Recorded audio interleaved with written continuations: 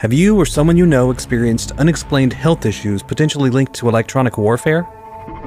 Project Archimedes, in conjunction with law firm Disabled Rights Advocates, is leading a groundbreaking worldwide action against the United States government, focusing on the impacts of 5G, EMF, and other unexplained phenomena, including what's known as Havana Syndrome. We're dealing with energy weapons, permanent brain injuries, the unexplained, serious medical harm connected to a mysterious direct energy weapon. It was like this piercing feeling on the side of my head. If you've suffered from symptoms like headaches, dizziness, memory loss, or other unusual health effects that you believe could be related to these technologies, we want to hear from you. We are seeking justice for those affected by these potentially harmful technologies. Sharp, localized ear pain, dull unilateral headache, tinnitus or ringing in one ear, vertigo, visual focusing issues, disorientation, nausea, and extreme fatigue. This was the most terrifying experience of my life. I had no control. By joining this movement, you could help prevent future harm and potentially seek compensation for what has been endured. We have created a global class action lawsuit. Foreign litigants would be availed to the U.S. courts to seek recovery for those who caused the damage. All roads point back to the United States. To learn more about your rights, potential eligibility, and how to join the movement, visit projectarchimedes.org.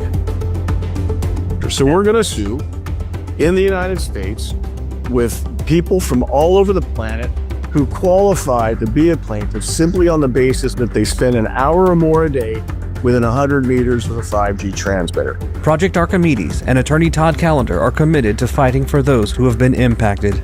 These are the people who can't fight for themselves. They're the ones who can't hire the lawyer. Visit projectarchimedes.org today to find out more about joining the movement.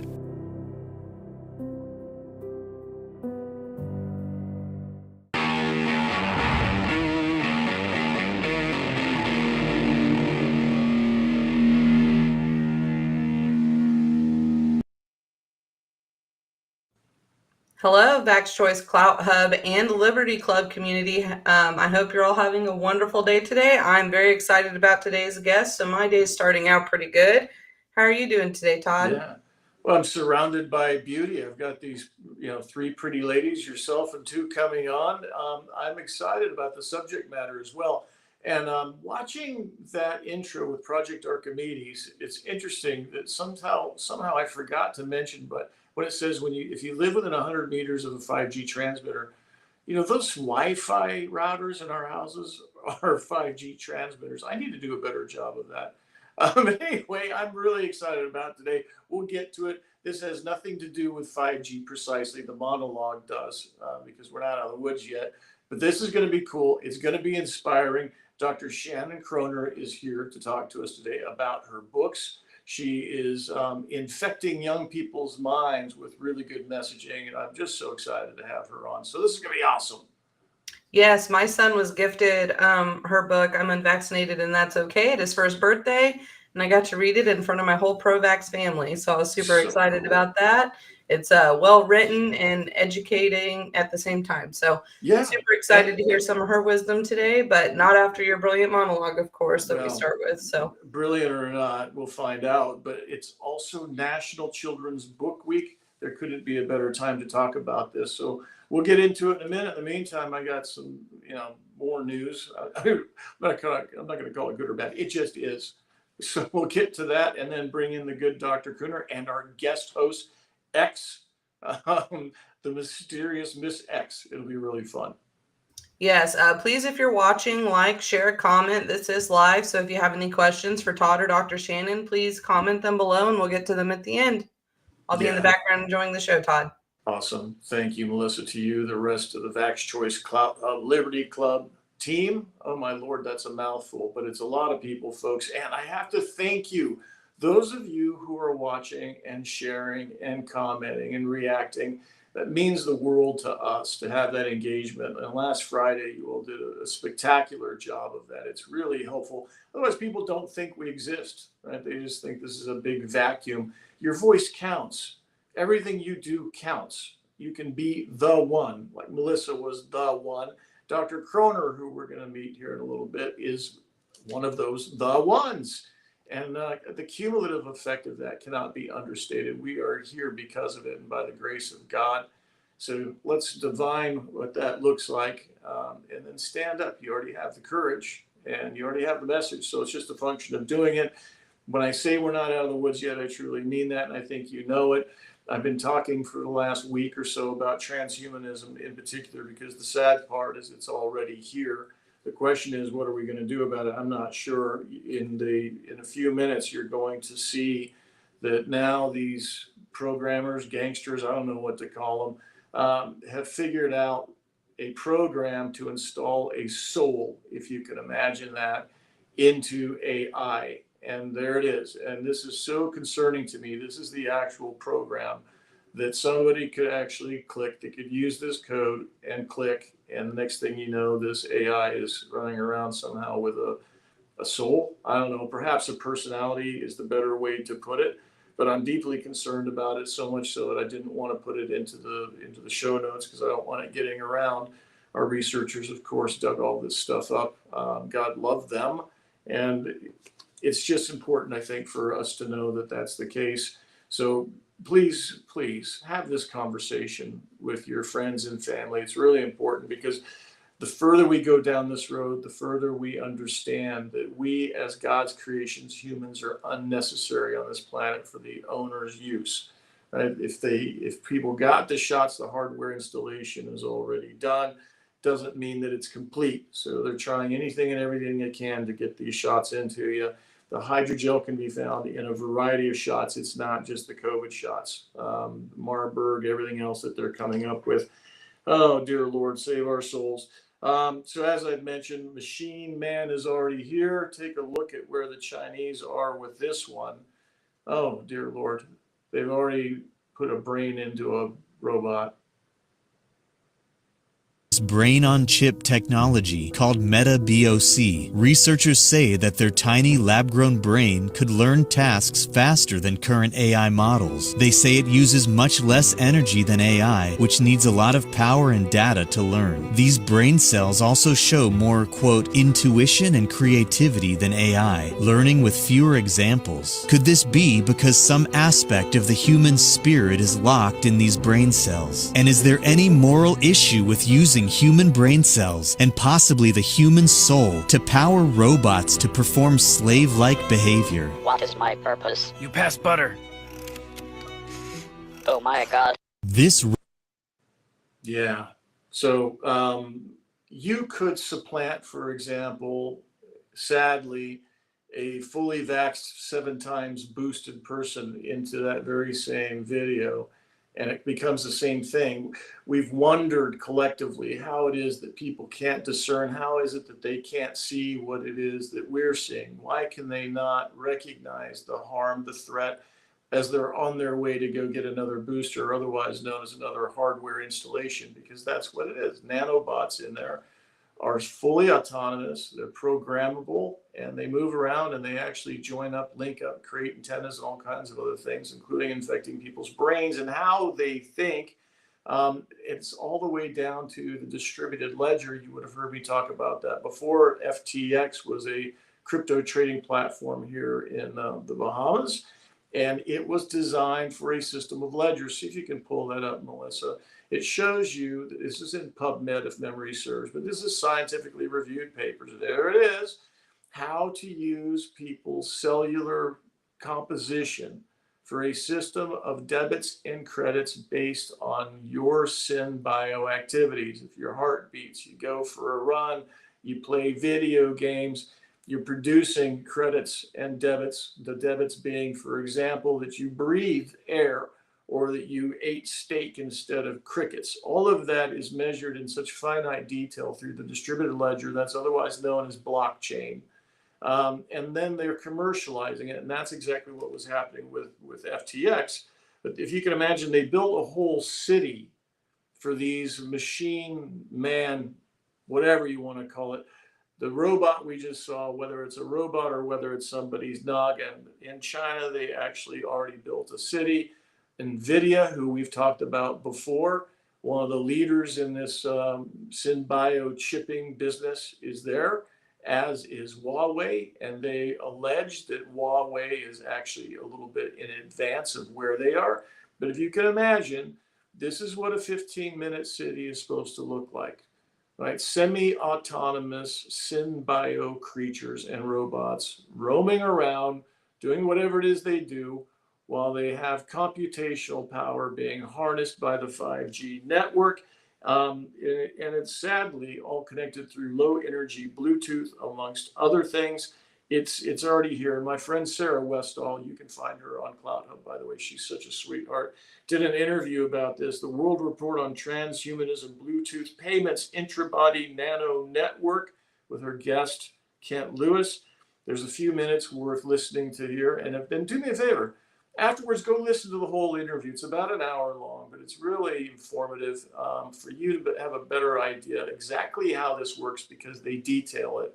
So if you wouldn't mind, Melissa, pull up our friend Sarah's podcast on this very subject matter. And one of the things I want to point out is that the National Defense Authorization Act, starting 3 years ago, already funded this. So this information is a little bit stale dated. I think this is 2 years ago. Go ahead and play that. Thanks, Melissa. They have created new standards for the entire worldwide financial system that allows them to go live with central bank digital currencies that are programmable.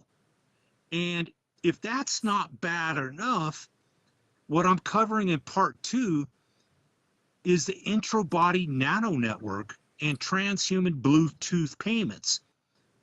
And Sarah, like I just mentioned, which I can pull up an article right now to show you, is that the European Union just funded this same biometric payments apparatus for all of the EU. So isn't that crazy? I mean, this is going through, it's in lockstep around the world. So it's not just in the United States or Canada or wherever. It's all over the world they're doing this. It is. It is. And, most people think that, how is that possible for them to do that in every country? And my answer is governments do not run the world, central banks. And the hidden hand, which we can discuss another day, runs this world. And wow, isn't that so? The central banks run the world. Exactly right. We have a listener / viewer right now, the High Council, who actually starts pointing some of this stuff out. Getty Museum with underground bunkers, they're all part of it. Getty is part of that apparatus. It's the ultra wealthy, right? The owners of this world. And if you doubted that this was actually in progress, I'm sorry to tell you that it's already been commercialized. For those of you who haven't seen it, inpersona.com, they actually brag about having harnessed 1.4 trillion heartbeats, biorhythms, to mine cryptocurrency. I know Melissa has it. She'll put it in the show notes if you haven't seen it. It's all interrelated. It's all here. We're going backwards a little bit. We're trying to catch up by understanding what has already happened. And this is the point. Those of you running around with a Fitbit, or your cell phone's hooked on where it's monitoring your health, or you have some other special apparatus that is Bluetooth enabled, it is reading your biorhythms already. And in all likelihood, you too are being used to mine cryptocurrency, amongst other things. If you've had the hardware installation done, meaning you already had the shots, you can be assured that your body is being used as a cloud computing node, because that's exactly what this is. It is based on the Bill Gates Mark of the Beast patent, which is World Intellectual Property Office 2020060606. Look it up for yourself. Emphasis added to those last 6 digits, 060606. This is the war for our souls. And now you see why it is they've got to program souls into AI and into a computer, because they're changing everything God created into a new set of species, synthetic ones, for their world, right? This is not their world. This is our world, and we are going to take it back one step at a time. Speaking of which, our guest today, Dr. Shannon Kroner, Let me tell you something. I read her book, and mind you, it's about on the same grade level as me because I'm not the greatest reader. This is kind of like kindergarten level, and it's freaking awesome because their little kids are getting this. This is exactly what it was that Melissa said. You can give this thing away as gifts, and there's some passages in here that I just love. I think one of them said, "Nature, not needles," but I love the fact that she makes mention of the fact that, hey, if you got vaxxed, why are you worried about me not being vaxxed, right? If you're protected against me making you sick, what do you care, right? It's a brilliant point all throughout this. We're going to talk about Dr. Shannon's new book, along with her pal X, who's going to be here to join in on that. But I just wanted to make mention of this one. I'm unvaccinated, and that's okay. And I believe this was actually in President Trump's hands. With a picture. We'll get to that too. But with that said, Dr. Shannon Kroner, welcome to Truth Be Told. X, you're welcome to join in as well. We're missing the visual, but God love you. This is such an honor to have you here. Do me a favor, tell us a little bit about yourself and how you got here. Thanks so much for having me on today. A little bit about myself. Well, I have been working with kids with special needs since 2001. And many of those children have been vaccine injured. And I have a doctorate in psychology, a master's in special education, and a bachelor's in English. So wow. My books kind of tie everything together. And I also am the executive director of a nonprofit organization called Freedom of Religion United Solutions. The acronym is For Us. And I started that in September 2019 to protect the religious freedom of vaccine choice. I started that. I'm in California, where we have the strictest vaccine mandate laws in the nation. And I knew that adult mandates were coming. I did not foresee a pandemic in the way that we had, but I did know that after losing our religious exemptions and our personal belief exemptions and losing our medical exemptions, that the next stage would be adult mandates, because those were all for children. And so I put together this coalition of all these different faith leaders to protect the religious freedom of vaccine choice and make it much easier for people to get religious exemptions and have these religious exemptions backed by faith leaders. And so 6 months later, the pandemic happened, churches locked down, and we were already ready to go. So my organization was able to help tens of thousands of people keep their jobs and stay in school throughout the pandemic when they were all being kicked out due to the vaccine mandates. And so that's my background and what brought me to start writing these children's books, because I really felt that children don't have this information at their fingertips and they really needed it.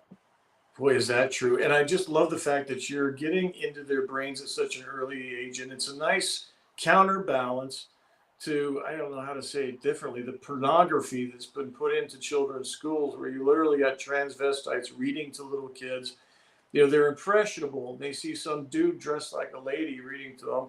You know, what are they supposed to think? And that's how the other side, it's how Satan and his minions have used and abused our children to infect them with horrible, frankly, I was going to say, a spinning moral compass, where it's hard for them to understand what's going on. So the fact that you get in here so early and start implanting the questions in their minds, and I think that's what the nature of your second book. But I mean, just focusing on this one for a minute, I think it's important to also understand the motivation. You were with special needs kids, and you said a second ago that you saw that there was a causal relationship to vaccines.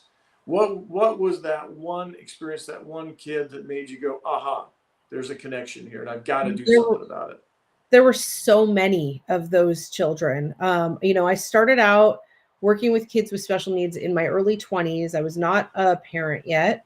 And one of the roles that I was a behavior therapist and a floor time therapist. So a floor time therapist is someone who was really teaching children to learn how to play appropriately. So for instance, kids who have autism, if they're playing with like a car, like a little car, they're usually just kind of rolling it back and forth and watching the wheels turn.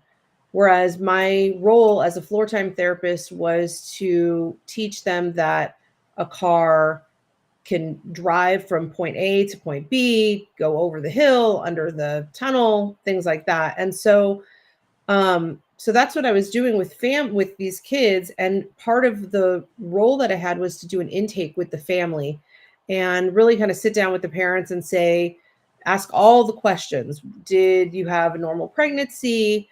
Did you, was labor normal? Was the child meeting the appropriate milestones? And it was like 9 out of 10 times the same story from these parents was that my, pregnancy was normal, labor was normal, child was meeting all the appropriate milestones up until a certain point where they then went in for their required vaccines and had some kind of a reaction, whether it was a really high fever that lasted several days, brain swelling, a seizure, full body rash, diarrhea that lasted for days. It was all these different things that would happen to the young child's immune system.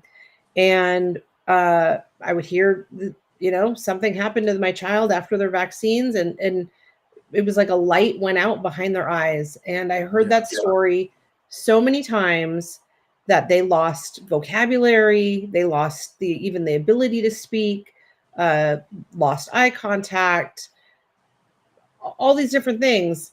And in my young 20s, I kept hearing it over and over again. So I thought to myself, well, there's got to be something to this. And it really kind of made me look into vaccines and, was that really the cause? And I really kind of found out that was, and what happened with me is that I really thought that it was the CDC schedule, because at this point, from right now, if a child is born today, by the time they turn 18, they're required to get almost 100 doses.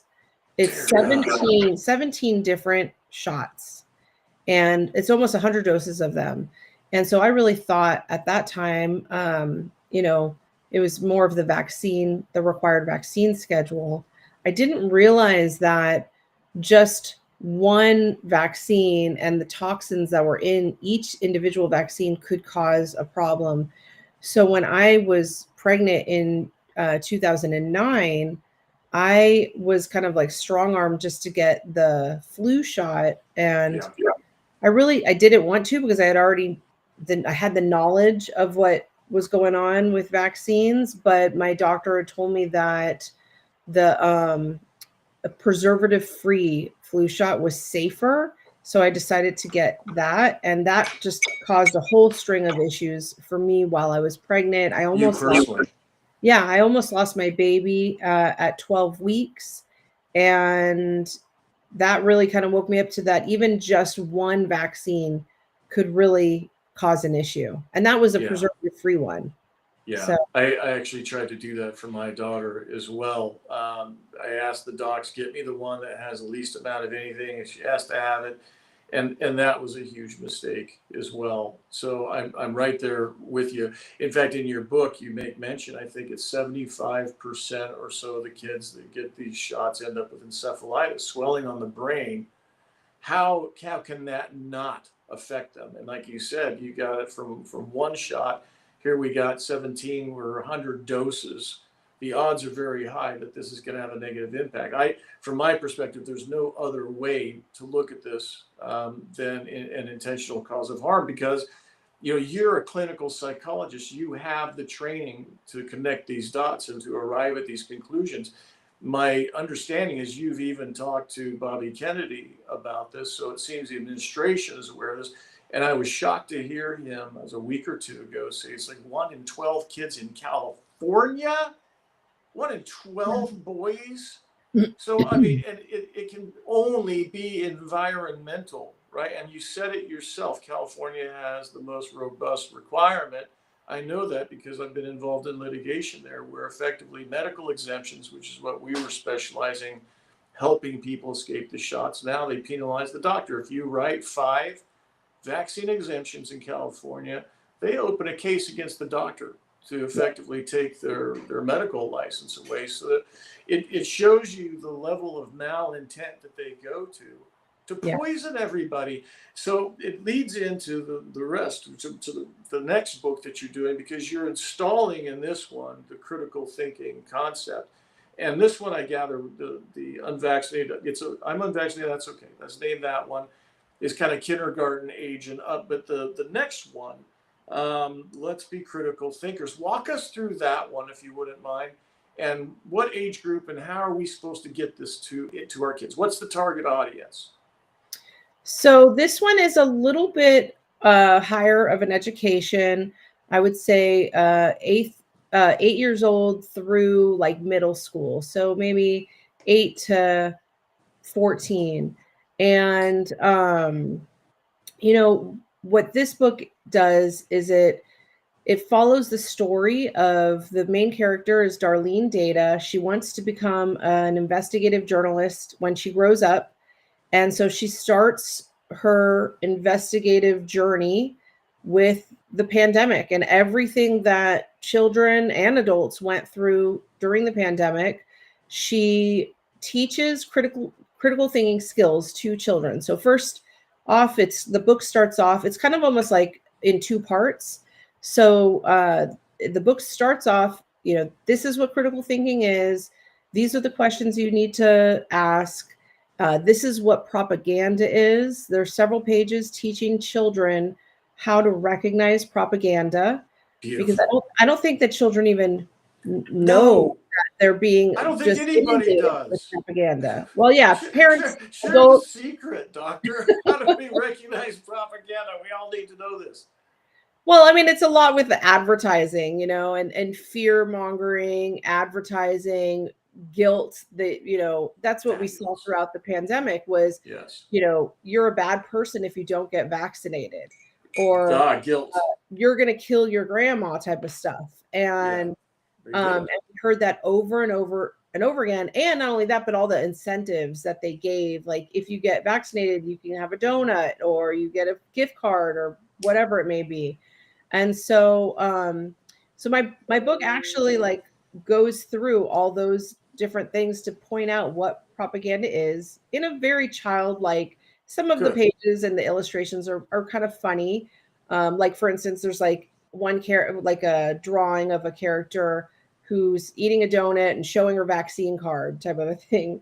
So, you know, and then after it goes through what are all the questions you should ask and what propaganda is, then she starts to investigate the different policies that we all dealt with throughout the pandemic. So she looks at, do masks actually work? What were we told, and what's the real science behind it? And, you know, do lockdowns, what happened with lockdowns? How did that affect her friends and herself being, you know, locked down from school and online education? And then she looks at social distancing. Was there any science with social distancing? No. And there wasn't. And then also vaccine mandates and how that affected people, and why. So she also goes into what informed consent is and how important informed consent is.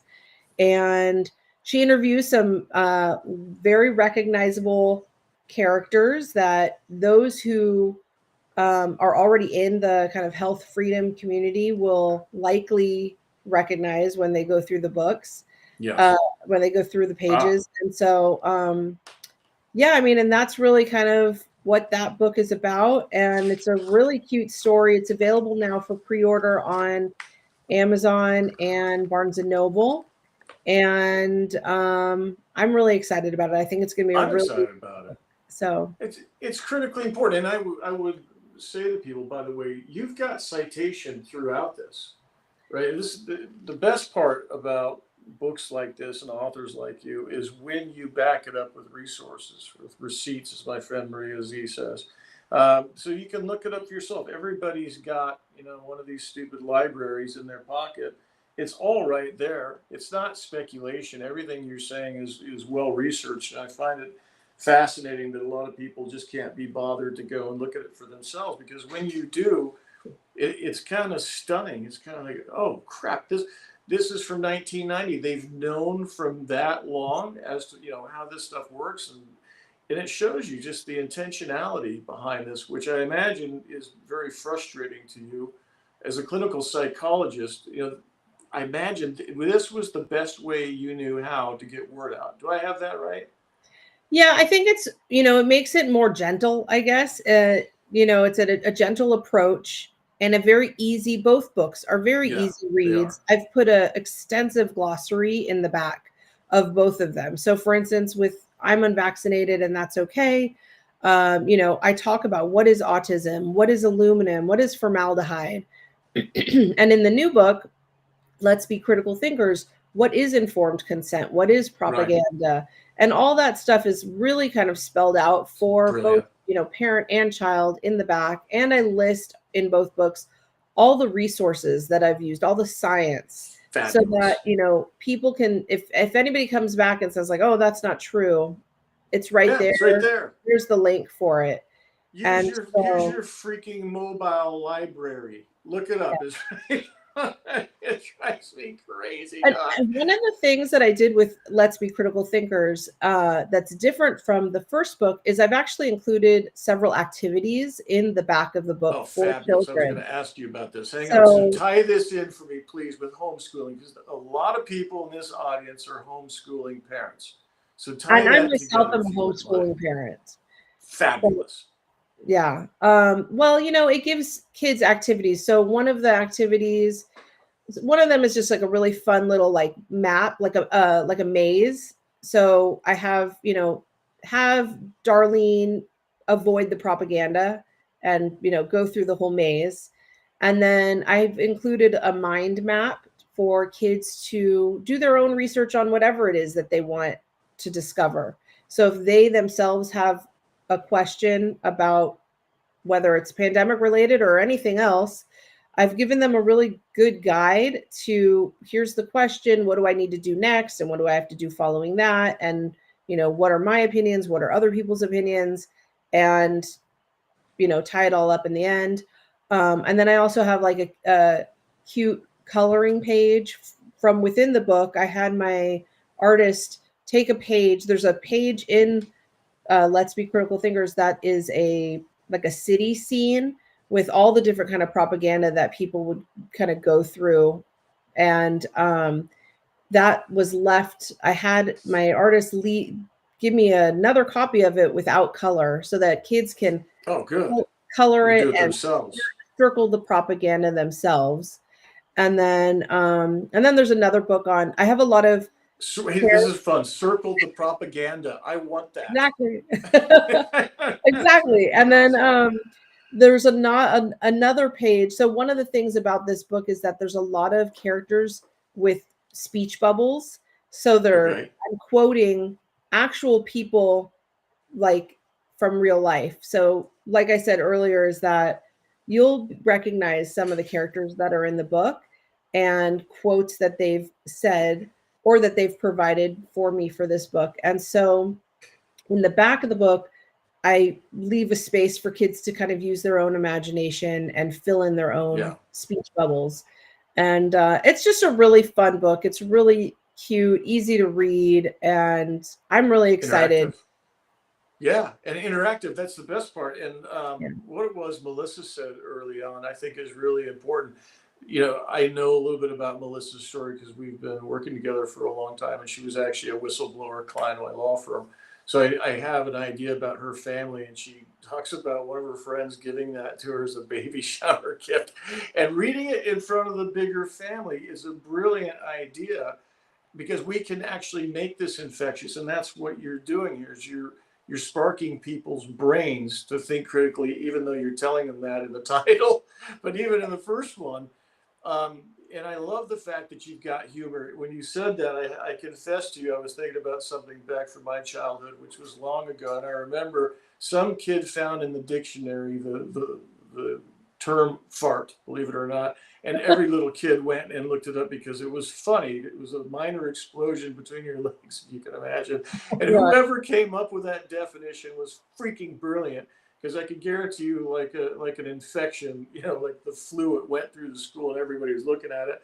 So there's opportunities now, to take your books and turn them into, an infectious agent. And that's the point, infecting people's minds. You're doing the exact same thing, but in a very godly way. And I can't tell you how much I appreciate that. So how is it that parents can do a good job of supporting this? Do we buy copies and take it to the school? Do we go to the school library and say, hey, I want this, or the school board meetings? What's the plan of attack, and how do we support you with that? And that's exactly right. I've had I'm unvaccinated, and that's okay. A lot of people would buy a copy for themselves and then several copies for their public library or their kids' classroom, and really introduce it that way. And, most of the time they were accepted. Myself being in Los Angeles, California, I just recently actually, it was about a month ago, I brought a copy of my book, I'm Unvaccinated, and signed it and brought it into my local library and said I wanted to donate this. And at first, before they looked at the book, they said, oh, wow, we love local authors. We have a whole wall of local author books. And I was like, awesome, this is great. And then they looked at the title and they were like taken aback and were like, well, first we're going to have to send it downtown to see if we can display it. And I was like, okay, well, whatever. So, I just say, take it, be brave and bring it to the people that really kind of need. Those are the people who really need it the most, is the ones that are so resistant against it. That's right. And so, but I mean, I've brought it to, I hear stories all the time about baby shower gifts, doctors. A lot of people will take it and give it to the waiting room. Well, to their pediatrician, or they'll take it to the pediatrician's office and kind of just slip it between the magazines and stuff. Brilliant. Lots of chiropractors have my books in their offices. I bet they do. And, it's a really great, informative, and such an easy way to get the information and to spark conversation between parent and child. So often throughout the pandemic, there were a lot of kids who were bullied because of the vaccine status. And that was another reason why I wrote this book, is to kind of like soften all of that and help to have that dialogue, to create that dialogue and make it so that, look, there are reasons to not be there are reasons to be unvaccinated, and that's my personal choice. And these are those reasons. And it's brilliant. And I got to tell you, I'm overjoyed about this book, because you wrote it in such a way that, I mean, you hit them all. Every reason that I have fought for the last 5 years is in there, and it's done just brilliantly. The other part that strikes me about this is the target age group. I'm a parent. My kids are becoming young adults, but what I see in the generations behind them, because I got one leaving high school now, is these kids are sarky and they're cynical and they're really bright. And I think that this will resonate with them, or maybe it is already resonating with them. There's a counter culture now developing, particularly as it relates to the propaganda part.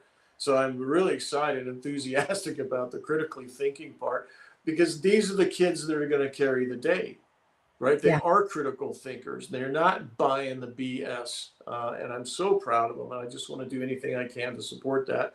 With that said, your pal X is here, and I am certain that she's got questions that she'd like to ask you as well. X, welcome to Truth Be Told. It's such a joy to have you here. I don't know how much background you want to give, or you want to jump in and just ask Dr. Shannon questions. Well, nobody cares about me, Todd, but thanks for We thinking of me. Hello, X. Hello, Dr. Shannon Kroner. How are you?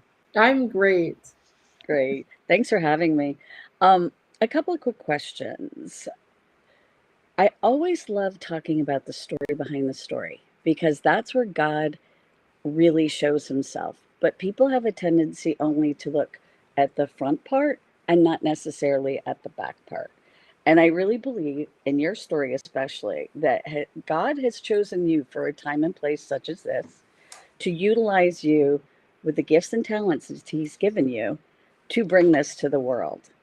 That being said, you are definitely a pioneer with these author topics that you're doing. The fact that you started for us prior to even the pandemic, you were ahead of the game. It's like you're listening to God guiding you. Can you tell us a little bit about like the religious freedoms for us, and also getting that story behind the story of how God's working through your life? Cool. You know, it's interesting the way that you put that, because actually somebody, when I started For Us and it became as successful as it did because people really needed it throughout the pandemic, someone once referred to me as it was like Noah, who was, there was no rain, but God had told Noah to build the ark. And everybody thought kind of Noah was crazy to build this ark because there was going to be a flood. And lo and behold, there was this flood and he was prepared. So I really kind of like that metaphor of starting For Us. I think it was a pastor who told me that once. And so yeah, I mean, I really do feel that God leads me in all that I do. I'm always, answering God's call. And for myself, I really listen to that. And if I'm somebody who really believes that, you know, when there's walls that are in front of me and I'm not supposed to do something, I kind of don't force it and I will figure something else out. And I'm always listening to that call. So I did that, really with For Us, and we were ready to go, helping so many people throughout the pandemic. Doctors, a lot of first responders, so many first responders, the firefighters, nurses, teachers, who, they were going to be fired. They literally were going to That's be fired. right. I did a lot of work also with our military. Actually, my organization was the first to go to Capitol Hill.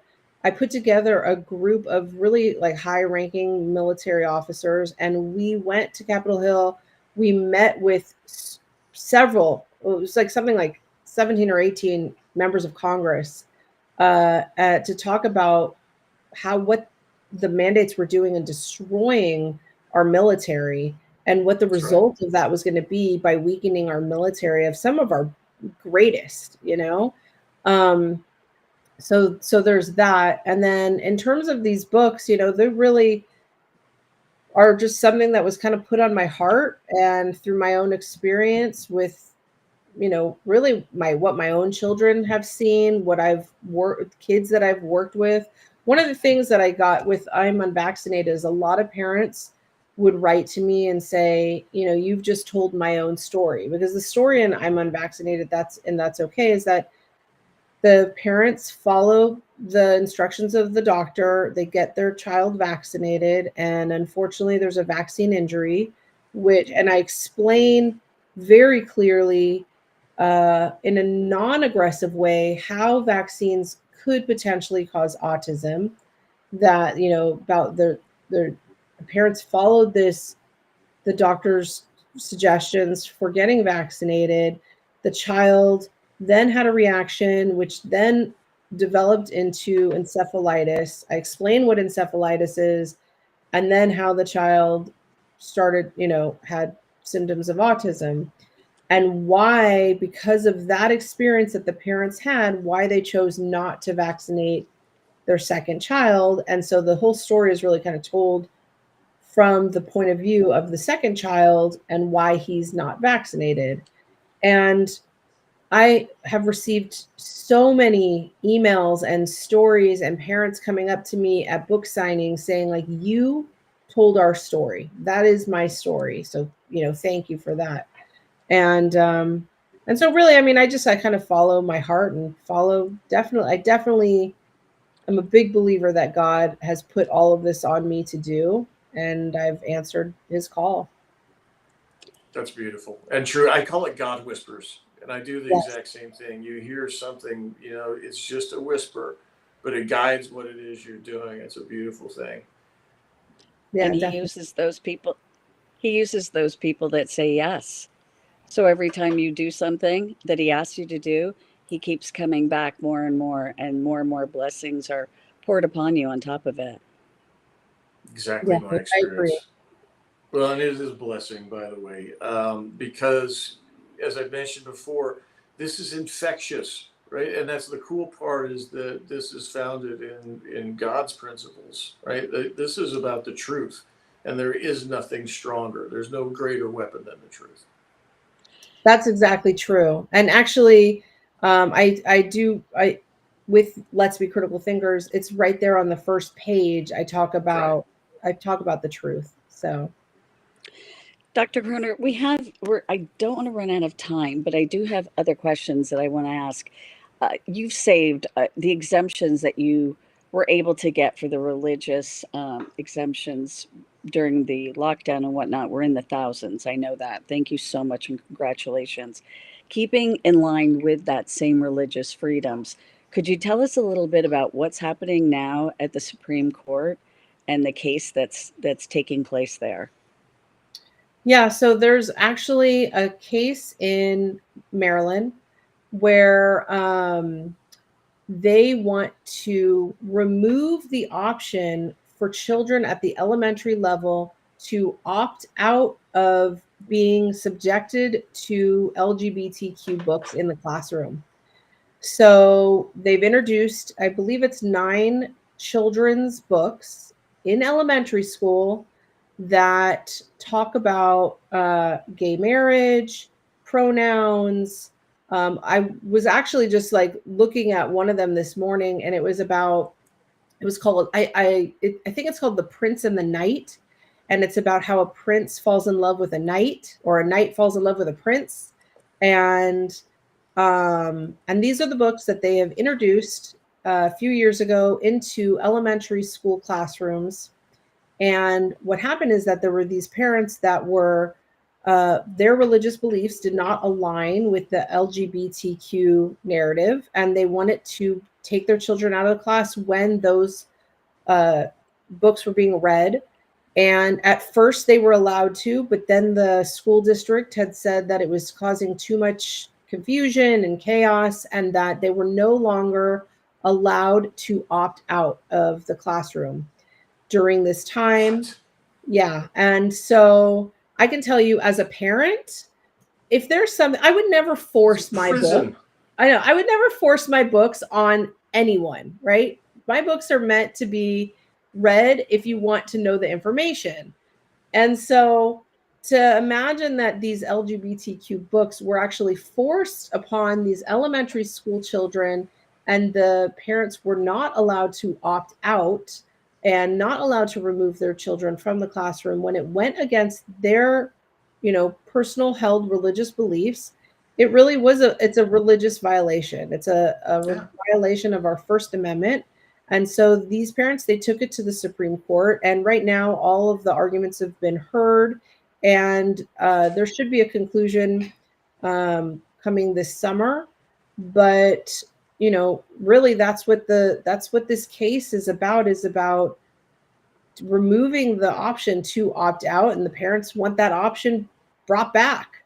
And I don't think any child should be first of all, a parent's rights for their children must stand. That's, first on the line. And then secondly, I don't think that a school should force any kind of information to be subjected on a child if it goes against their family's beliefs. I think that's just Blows my absolutely mind. wrong, especially in America. So that's the case that you were referring to.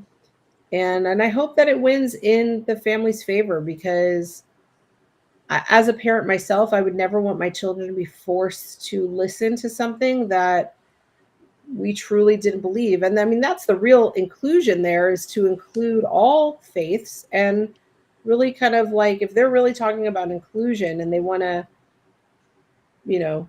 it's just kind of like, it's just so wrong. I just can't even get Yeah. past how, how wrong it Yeah. is, and like to just deny Soviet. someone their religious freedom and force some kind of material upon children that really just goes against their family's beliefs. So, And from what I'm hearing, it sounds like a lot of SCOTUS in their discussions seem to be favoring the parents' rights for religious freedom here. Am I correct?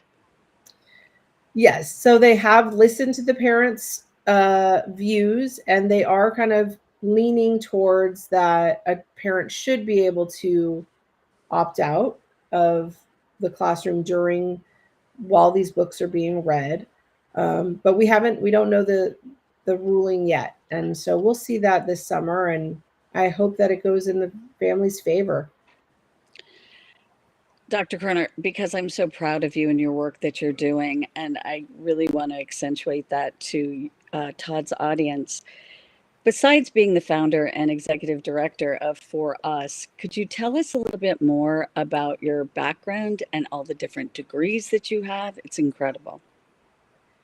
So my bachelor's is in English, and I have a master's in special education with a focus in educational therapy. So I've actually been an educational therapist for quite some time, working with kids who have a lot of different kind of disabilities. I've worked with children who have autism, ADHD, Tourette's, anxiety disorders, dyslexia. I've really worked with children who have all different types of disorders. And I've done that for most of my adult life. And then I have my doctorate is in psychology, clinical psychology. And so that's really where all my degrees are. And what was the, what else did you ask me? You're so humble. It's been 22 years you've been doing this. You look like you're 14, doctor. Oh, I appreciate that. That's just the lighting. I appreciate that. Yeah. Well, in doing this work for so long, you have definitely captured the eyes and the ears, the attention of people like President Trump and HHS Secretary Bobby Kennedy, as Yes. well as many Look at that other book. celebrities, high-end celebrities, doctors, freedom fighters. Tell us a few of the endorsements that you've had, a few of the comments that people have given you, and that you're also using in your book. Well, I'll tell you that with the picture with President Trump, that was a really amazing moment for me. I went to a private event and happened to bring my book. My book had, it was recently had come out. And so I brought my book with me, wrote an inscription inside specific for him. And it was just such a neat moment because, he had finished his speech. It was maybe 150, 200 people in the audience. And I was right there in like the second row, and he had asked if anybody had any questions. And I kind of like flew out of my seat and jumped up and was like, I don't have a question, but I have a gift for you. And so he was like, all right, well, come on up. Let me see what you've got. And I gave him, my book, and he looked it over. He looked it front, back, looked at it and was like, oh, did you write this? And I said, yeah, it's called I'm Unvaccinated and That's Okay. And he had said right there, he goes, that's great. I agree, and it is okay. That's what he said. It is okay. And he held it up, and that was just a really remarkable moment for me and all that I had been working towards. Especially, President Trump has gotten so much pushback with warp speed that it was really nice to see him support vaccine choice. And I've had a couple conversations with him about that in other times that I've met him about religious freedom. He's always been one to say that it should be someone's choice and that he would never mandate vaccines. And then also with my I'm unvaccinated, that's okay. It was endorsed by Robert F. Kennedy Jr., who I've known for quite some time. And, he being in California and I am in California, and with all of the vaccine mandate bills that we've had to fight, we've really kind of fought alongside each other through them. And so that's how I've gotten to know him. With Let's Be Critical Thinkers, it's actually, I have the book here in front of me. It's been endorsed by Roseanne Barr, and her comment, which is really great. It's very funny. It's very Roseanne-esque. Says, now, if only Dr. Fauci had read Dr. Shannon Kroner's book, Let's Be Critical Thinkers, we may not be in this mess. And so, and Roseanne Barr, it's been endorsed by General Flynn, by Marla Maples, Dr. Peter McCullough, Dr. Pierre Corey, Dr. Joe Ladapo, the Surgeon General of Florida. So it's really got some amazing endorsements, and I feel very grateful for that. Because we're running out of time, can you tell us the opposite side of the story, as far as not all celebrities are on board with your books? Wow. Call them out. But give us the elevator version of that particular story. Well, I'll tell you, so I'm very bold when it comes to, being in LA, I see celebrities all the time. And I always carry my book, I'm Unvaccinated and That's Okay. I carry it with me everywhere. I always have copies in the trunk of my car.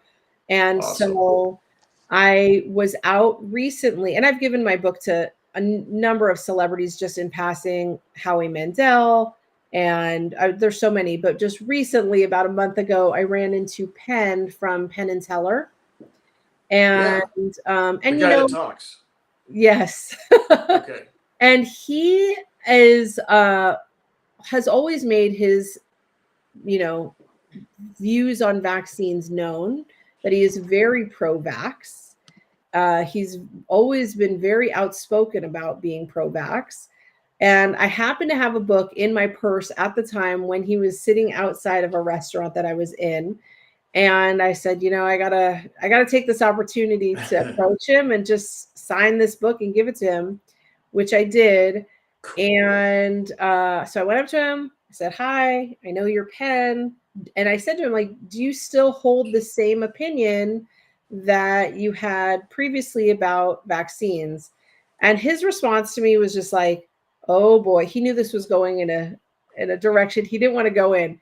Oh boy. And so I showed him my book and I said, I'm the author of this children's book. I'm Unvaccinated and That's Okay. It's endorsed by Robert F. Kennedy Jr. And when I said that, he goes, oh, that's the worst you could do. And I was like, oh, this is going to be fun. And so I was like, no. I said, I'm very gracious. I said, like, here, I'm giving this to you as a gift. Read it and then do whatever you want with it. Pass it on, do whatever you want. But I just wanted to give this to you so you have the information. And I left that. I walked away and stood several feet away from him, watching what he did with the book. And a woman came up to him. I don't know if it was his wife or friend, but it was somebody that he had been at lunch with. And he showed her, and she looked at it and took it and like slammed it down on the table. And I was like, oh my gosh. Well, so I left it there and I was like, well, somebody else will come along and pick it up. It's, at least it didn't get tossed into the trash. And so then I was with my mom that day. I got into my mom's car and the woman came running after our car with the book and handed it back through the window saying like, I don't want this. And that was the most interesting moment of me giving my book to anyone. Most people, even if they don't agree, they'll say thank you. It's a gift, and especially if I'm like the author of it, they're not going to, most people aren't rude. So even if they disagree, they'll take it and say, all right, well, thank you. I'll look at whatever it is that you've given me. This was like a whole different scenario. So fabulous story. We can all draw courage from that one, Doc. I just love it. I want to do more of that. We're at the end of the trail. X, do you have a last parting question or words? I do. All Thank right, you so fire much for away. asking. Just a quick mention, today is the start of National Children's Book Week, and today is also Cinco de Mayo. So in honor of Cinco de Mayo, we have Dr. Shannon Kroner's book in Spanish as well. No, awesome. Love Yes. that. Cool. And can Yeah. you tell us where we can find the book, Shannon? Yeah, so both of my books are available on Barnes and Noble and on Amazon. Surprisingly, I'm unvaccinated and that's okay. And the Spanish version is on the Target website and on Walmart website. Whoa. And so I love that Target is open to selling these books. And as for the Spanish version, my artist, he lives in Costa Rica. So I had him translate the whole book. And so that's why we have a Spanish version. And right now, I actually have someone who wants to get it translated in German. So I'm hoping that maybe by Christmas time, we'll have a German version of I'm Unvaccinated, and that's okay. Fabulous, infectious. And by the way, to the Cloud Hub family, the community, please recall that when you're watching this video on Cloud Hub, there's instant translation. You can take Dr. Kroner's words and send it out to anybody and everybody you want around the world because it translates into every spoken language. So if we can be helpful in that regard, Doctor, please call on us. We got a lot of really good people here to support it. This is your kind of crowd, and I really want you to understand how important it is. The kind of leadership, the kind of courage you demonstrate by handing it to Penn and others like that, we can all do the same thing. So I want to ask people, please buy one or more of these books. In fact, buy a handful of these books because I love the idea of handing it to people who just don't want to know. Draw that reaction, force them to confront reality. And that's the only way we're going to get through it. Shock, humor, and repetition. That's the way we do it. So with that said, Doctor, what a joy to have you here. I hope you'll come back and tell us more stories. And X, as always, I very much appreciate your help organizing all this and making it a godly production. As a matter of fact, you bring that in here. So ladies, thank you for all that you do. God bless you for your efforts, and thanks for being here. Thank you so much.